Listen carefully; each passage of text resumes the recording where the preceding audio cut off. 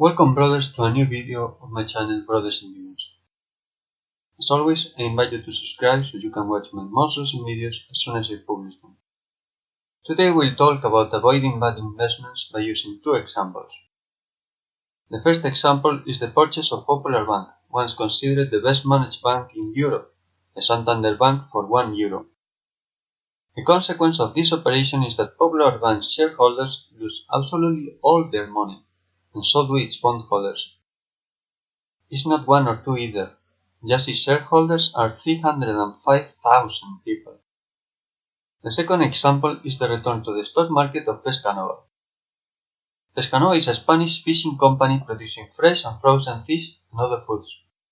The company spent the last 4 years suspended of listing, its shareholders having to spend all those years with that money stuck there, not knowing what it will be worth when the share returns to the stock markets, and when it finally happened, the share sunk like a rock, losing 90% of its previous price from 4 years ago. This affected another 9,000 investors. What can you do to lessen the blow once the inevitable has happened?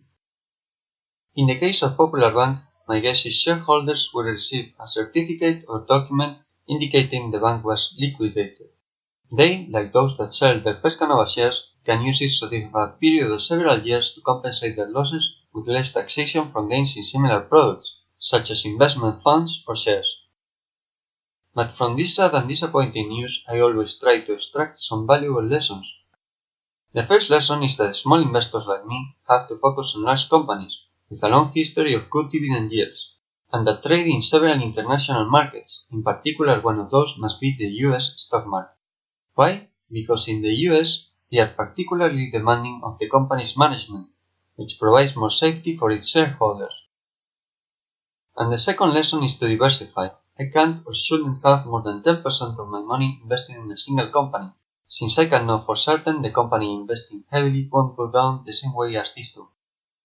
I am not great at diversifying, but I understand the need for it. The terrible losses of these two company shareholders are a grim reminder of this. As always, everyone should make their own carefully considered decisions when managing their money, but whatever you do, best of luck in your investments.